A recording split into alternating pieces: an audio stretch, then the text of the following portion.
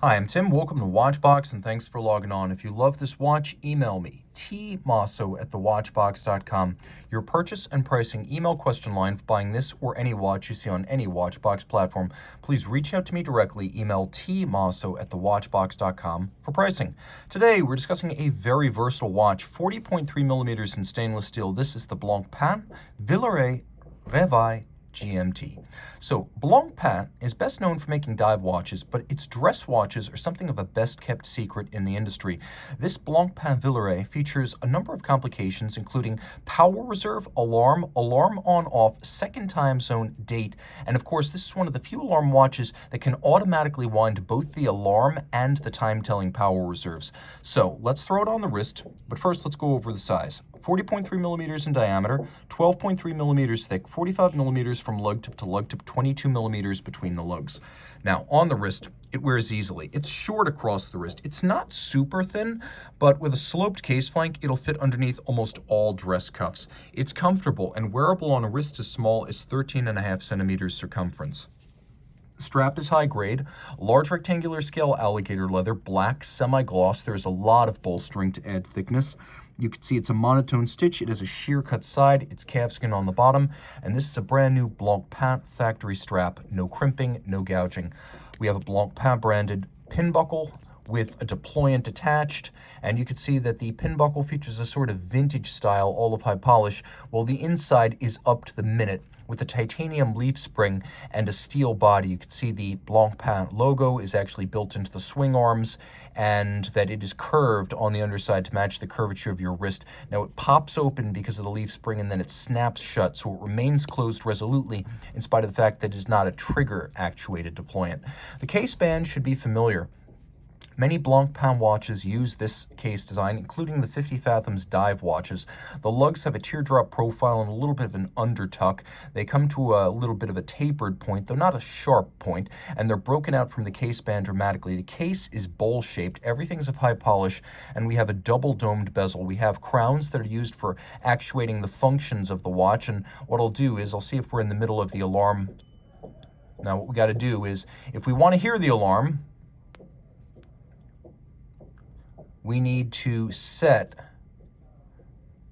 the alarm to match the time on the dial. So that little sub-register lets you know when the alarm is set. And then what you do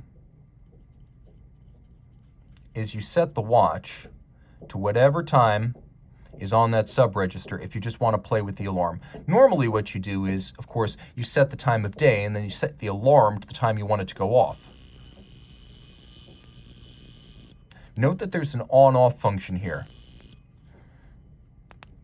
And you'll know whether the alarm is armed or not armed because you will see that little alarm logo or nothing inside the aperture that lets you know whether the alarm is active. You also have a power reserve indicator. Let's activate the alarm again.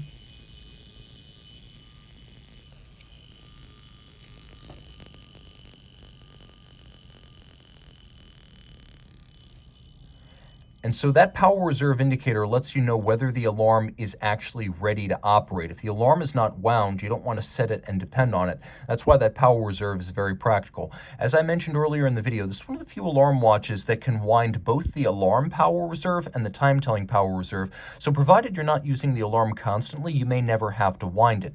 Now, of course, the watch does include a system for setting the local time independently from the reference time, because this is a GMT. You can see there's a little blued serpentine that's in a 24-hour format, so it makes one circuit of the dial per day. So what you do is you set first your local time. Well, actually what you do is you set your reference time. So let's say you want to set your reference time to 9 o'clock at night. Then you set your local time to whatever the heck you want. Remember, the alarm is always keyed to your local time. Turning it all over, you can see that the movement is a Blancpain Frédéric Piguet model. So Frédéric Piguet is a manufacturer that has been co-joined with Blancpain inside of the Swatch Group, and it makes a lot of fine calibers, and this is one of them, caliber 1240H to be accurate, automatic winding both of the movement that tells time and of the alarm. It has a 45-hour power reserve. It has power reserve for the alarm, an on-off for the alarm, a 24-hour second time zone. It's adjusted in 6 positions, one more than a standard chronometer. It has an anti-magnetic silicone hairspring. It is free-sprung for precise adjustment and durability.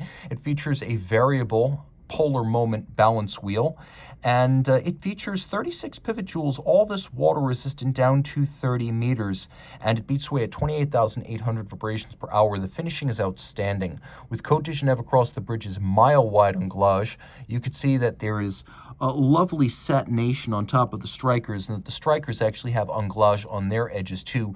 There is a drilling that's been used to evacuate the winding mass. A drill creates this pattern. You can see the edge features a mirrored bevel. All the screw heads are polished with chamfered slots in circumference, and there's a micro perlage on the base plate. It is a very attractive and modern movement. Very, very satisfying, and again, adjusted in 6 positions, one more than a standard chronometer. Reach out to Team Mosso at thewatchbox.com for purchase and pricing details.